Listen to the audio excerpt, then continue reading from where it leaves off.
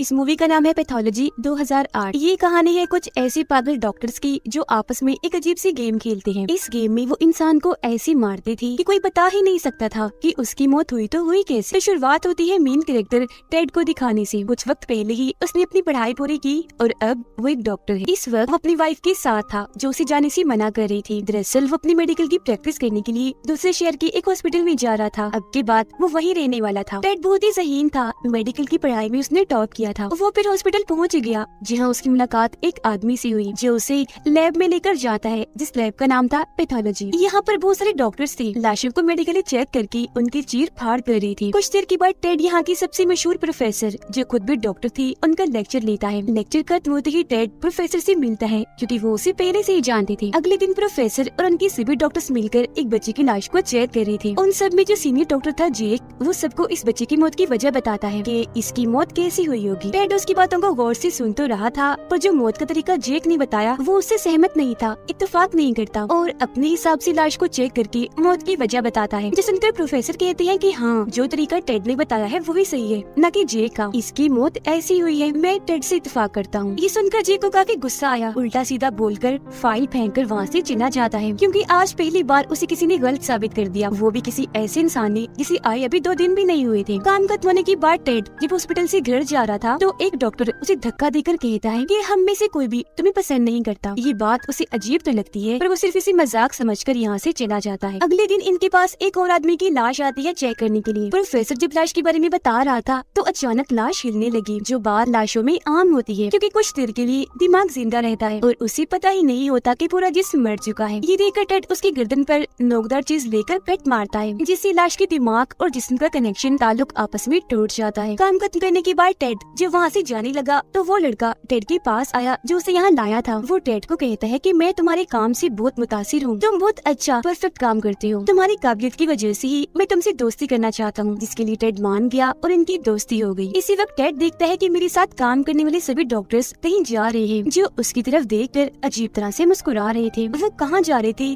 Ted को पता नहीं था, लेकिन थोड़ा बहुत उसे अजीब लगता है। पर उनको नजरअंदाज करके वो भी वहाँ से चला जाता है। अगले दिन सभी डॉक्टर्स रोज की तरह अपना काम कर रही थी, लाशों को मेडिकली चेक कर रही थी कि तभी टेड के पास जेक आकर कहता है कि चलो तुम भी, हम सब डॉक्टर्स एक क्लब में जा रहे हैं पार्टी करने। टेड का पहले ही दिल नहीं लग रहा था, अपनी वाइफ को वो याद कर रहा था, इसीलिए पार्टी में जाने के लिए मान जाता है। सभी डॉक्टर्स फिर पार्टी में आकर खूब एंजॉय करने लगते हैं, शराब पीते हैं। यहाँ टेड को पता चला कि जो फीमेल डॉक्टर है वो जेक की काफी अच्छी दोस्त है। यहाँ वो सब इस बारे में बात कर रही थी कि क्या ऐसा मुमकिन है हम किसी इंसान को इस तरह मारे कि उसकी रिपोर्ट में उसके मरने की असली वजह पता ही न चल पाए। वो फिर टेड से पूछते हैं कि अगर तुम्हें मौका मिले किसी को ऐसे मारने का तो क्या तुम उसे मार दोगे? जिस पर टेड जवाब देता है कि नहीं, मैं ऐसा नहीं कर सकता। कल जिस बच्चे की लाश को हमने चेक किया था ना, उस बच्चे को किसी ने सिर्फ उसके लैपटॉप की वजह से मारा था। जान लेना तो इंसानों की फितरत है, फिर चाहे उसके पीछे छोटी से छोटी वजह ही क्यों ना हो। और ऐसे जालिम इंसानों के लिए कानून बनाया गया है। यहाँ इस टॉपिक पर हम जितने भी बात करें फजूल है क्योंकि हम किसी को भी मार ही नहीं सकते, किसी में भी इतनी हिम्मत नहीं है। मगर उसे क्या पता था कि ये बात वो जिन लोगों के सामने बैठकर कह रहा है, लोगों को मारने का उनका तो रोज का काम है और उन्होंने ऐसे ऐसे काम किए हुए हैं जिनके बारे में टेड कभी सोच भी नहीं सकता। खैर ऐसे लोग बातें करते हैं और पार्टी एंजॉय भी। पूरी रात को मस्ती करने के बाद जब जाने लगी तो जेक टेड से कहता है कि मैं ऐसे ही तुमसे दोबारा मिलना चाहता हूँ, पर हाँ अगली बार हम दोनों अकेले हूँ, सिर्फ तुम और मैं। अगले दिन जब ये दोनों मिले तो खूब शराब पीते हैं, नशा करके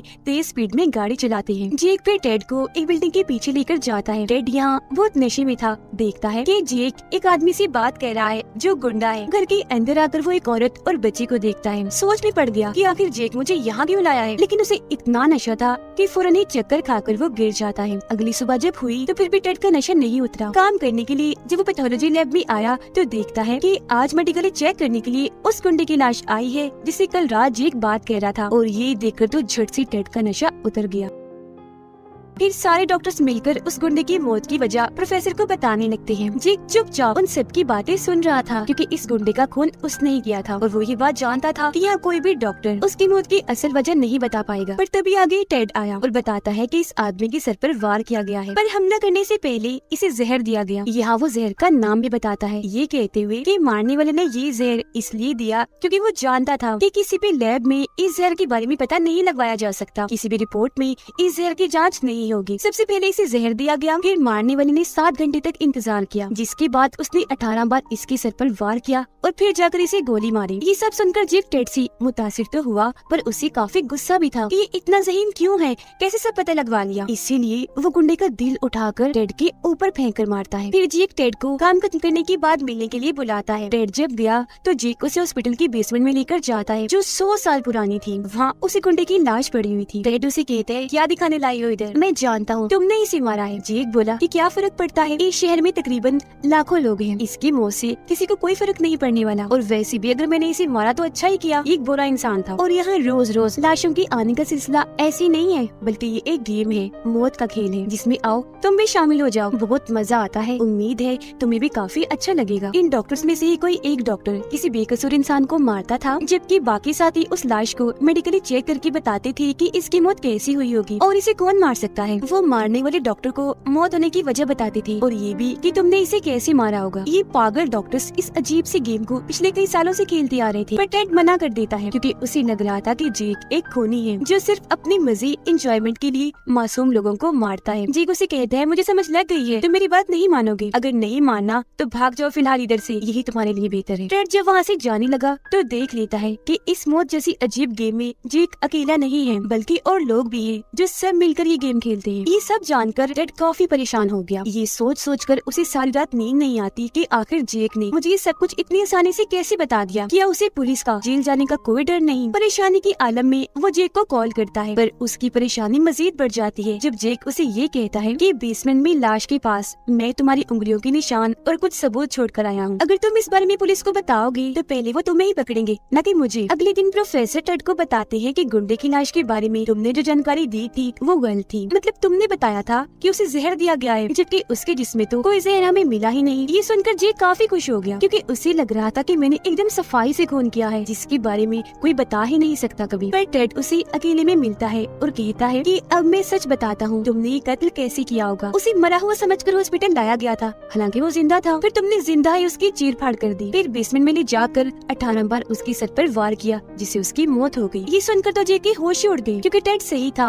और उसने जेक को पकड़ लिया। इसके बाद हम देखते हैं कि टेड परेशान रहने लग गया था क्योंकि वो जान गया था कि मैं पागलों के बीच में रहकर काम कर रहा हूँ। एक दिन जब वो अकेला बैठा था तो जेक की दो सीनी फीमेल डॉक्टर उसके पास आकर पूछती है, क्या तुम इस गेम में हमारे साथ खेलोगे? पर जब टेड कुछ नहीं बोलता तो वो उसे एक पर्ची देते हुए कहती है कि ये हमारे हॉस्पिटल में आया नया केस है, अब इसे तुम देखोगे। फिर जब टेड लैब जाता है तो वहाँ एक जख्मी आदमी को लाया गया था जिसने पहले अपनी वाइफ और 2 बच्चों को गोली से मार दिया और बाद में अपनी जान लेने की भी कोशिश की, पर किसी तरह वो बच गया, जिसकी हालत काफी खराब थी। यहाँ टेड को जेक की कही एक बात याद आती है कि कुछ लोगों को जीने का कोई हक नहीं है और वो लोग हैं बुरे लोग जो गलत काम करते हैं। इसीलिए उस आदमी के मुंह में अपना वॉलेट घुसा कर उसका मुंह बंद कर देता है ताकि वो चिल्ला न सके। फिर जहर वाला इंजेक्शन कान में लगाकर उसकी जान ले लेता है। उसे ऐसे करते हुए जेक ने देख लिया था, इसीलिए वो टेड को कहता है कि हो सकता है आज रात तुम्हें नींद ना आए, तुम बार बार टीवी पर खबरें देखोगे कि कहीं मेरे बारे में कोई खबर तो नहीं। ये तो नहीं बताया जा रहा कि टेड ने ये खून किया है, लेकिन धीरे धीरे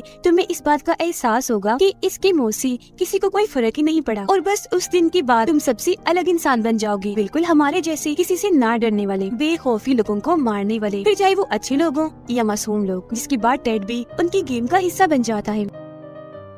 एक रात वो लोग नशा करके इस गेम को खेल रहे थे और आपस में अजीब तरह की हरकतें कर रहे थे। टेड अपनी आंखों से ये सब देख रहा था। बेशक ये चीज अजीब थी, मगर अब उसे भी इस गेम में मजा आने लगा था। अगले दिन जब उसकी आंख खुली तो वो देखता है कि सारे लोग मुझे बेसमेंट में ही छोड़कर चले गए हैं। वो भागकर फौरन ऊपर आया, देखता है कि सब लोग अपना काम ऐसे कर रहे हैं, इतने नॉर्मल है जैसे कल रात कुछ हुआ ही ना हो। अब जो जेक की दोस्त थी फीमेल डॉक्टर, वो टेड के काफी करीब होती जा रही थी। अपने साथ वो टेड को एक आदमी के घर लेकर जाती है और बताती है कि ये आदमी मेरा बाप है, जिसने बचपन में मेरे और मेरी मॉम के साथ बहुत गलत किया और अब इस गेम में मरने की अगली बारी इसकी है। मैं चाहती हूँ इसमें तुम मेरी मदद करो। ये कहते हुए वो रोने का नाटक करती है। टेड को भी लगने लगा कि इसके साथ जरूर बहुत गलत हुआ है, तो साथ देने के लिए वो मान गया। वो उस आदमी के मुंह में एक केमिकल डाल देता है जो इतना ठंडा था कि उसके फेफड़े जमकर पत्थर बन जाते हैं। फीमेल डॉक्टर ये देखकर जोर जोर से उसे मुक्के मारकर सारी हड्डियां पसलियां तोड़ देती है, जिससे वो इतना तड़पा कि मौके पर ही उसकी मौत हो जाती है। फिर उसकी लाश को चेक चेक करने के लिए लैब में लाया गया ताकि पता कर सके कि इसकी मौत कैसे हुई और इसे मार कौन सकता है। इस केस में खूनी को पकड़ना और मौत की वजह ढूंढना जेक के लिए कोई बड़ी बात नहीं थी। वो ये तो जानता था कि इसे मेरे दोस्त फीमेल डॉक्टर ने ही मारा है, पर हैरान भी था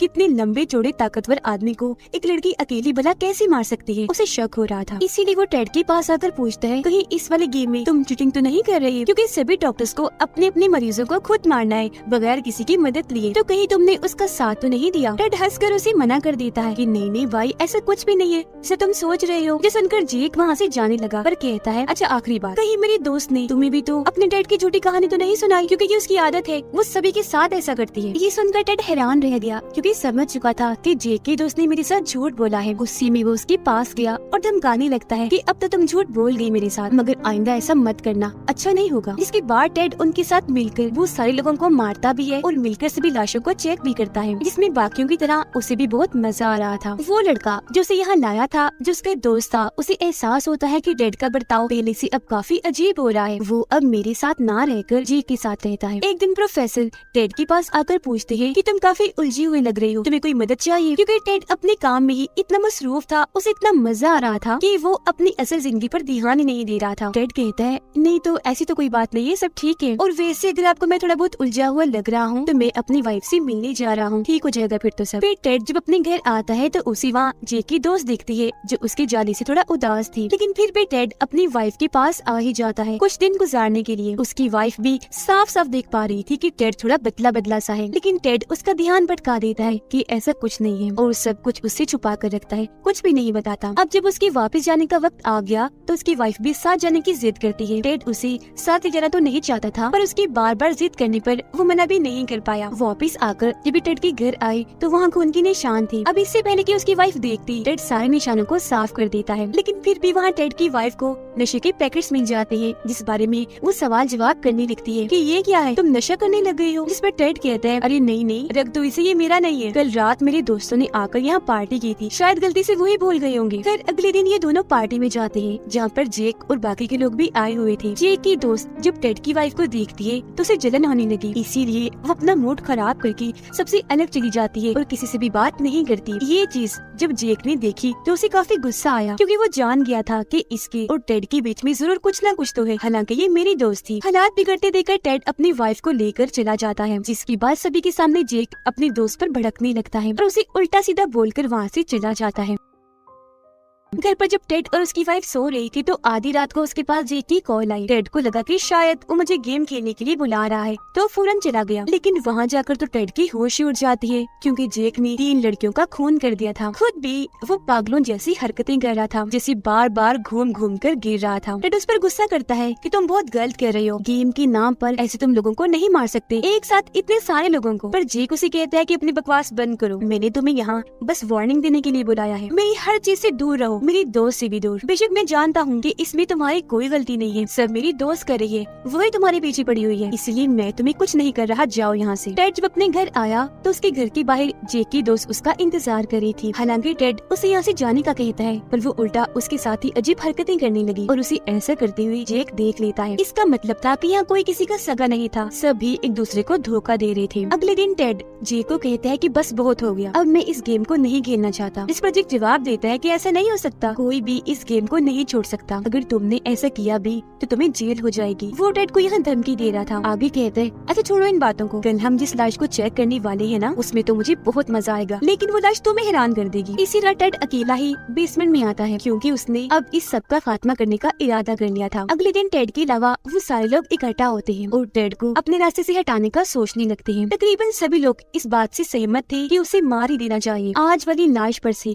जैसे पर्दा हटाया जाता है तो हम देखते हैं कि वो और कोई नहीं बल्कि जेक की दोस्त फीमेल डॉक्टर थी, जिसे जेक ने मार दिया था। उसे देखकर कोई हैरान नहीं था या किसी को भी उसके मरने से कोई फर्क नहीं पड़ रहा था, पर उसकी लाश को काट कर चेक करने के लिए ये जैसे ही लाइट्स जलाते हैं, अचानक ही वहाँ काफी बड़ा धमाका हो जाता है, जिससे हर तरफ आग लग जाती है। आग में जलने से सभी की मौत हो जाती है। अभी सारा प्लान टेड का था, इसीलिए वो उस वक्त उन लोगों के साथ नहीं था। प्रोफेसर आकर टेड को इस हादसे के बारे में बताते हैं और ये भी कि हमें अंदर से 4 लाशें मिली हैं, 4 सुनकर टेड की होश उड़ गई, क्योंकि वहाँ 4 नहीं 5 लाशें होनी चाहिए थी, क्योंकि अंदर 5 लोग थे, जिसका मतलब था कि उनमें से एक अभी भी जिंदा है जो बचकर वहाँ से भाग गया। अगले सीन में हम देखते हैं कि वो आदमी और कोई नहीं बल्कि जेटी है, जो अपना बदला लेने के लिए टेड की वाइफ के पास उसके घर जा रहा है, जहाँ वो उसकी वाइफ को मार देगा। सारी बात जानकर टेड घबरा गया, फौरन अपनी वाइफ को कॉल करने लगता है, लेकिन जब उसकी वाइफ कॉल नहीं उठाती तो वो और परेशान हो गया, फौरन अपने घर के लिए भागने लगता है। लेकिन जब तक घर पहुँचता काफी देर हो चुकी थी,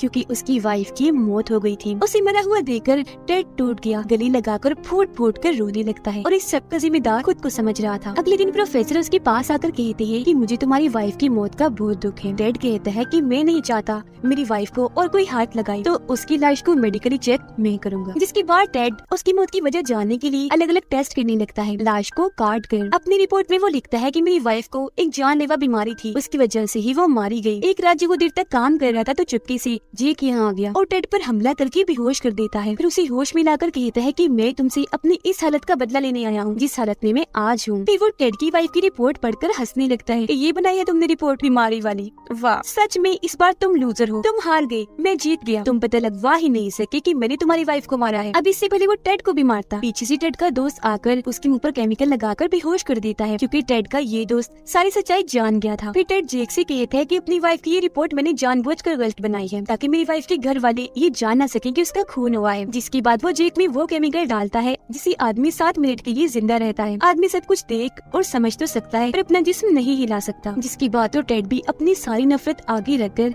सबका बदला लेने के लिए जिंदाइयों से काटने लगता है, जिससे जाहिर है उसे इतनी तकलीफ हुई कि तड़प तड़प कर उसकी मौत हो गई। और इस तरह से टेड ने सबको मारकर अपनी वाइफ और बाकी सबका बदला भी ले लिया। खुद अपनी गलती का भी उसे एहसास हो गया और इसी के साथ ये फिल्म इधर ही खत्म हो जाती है।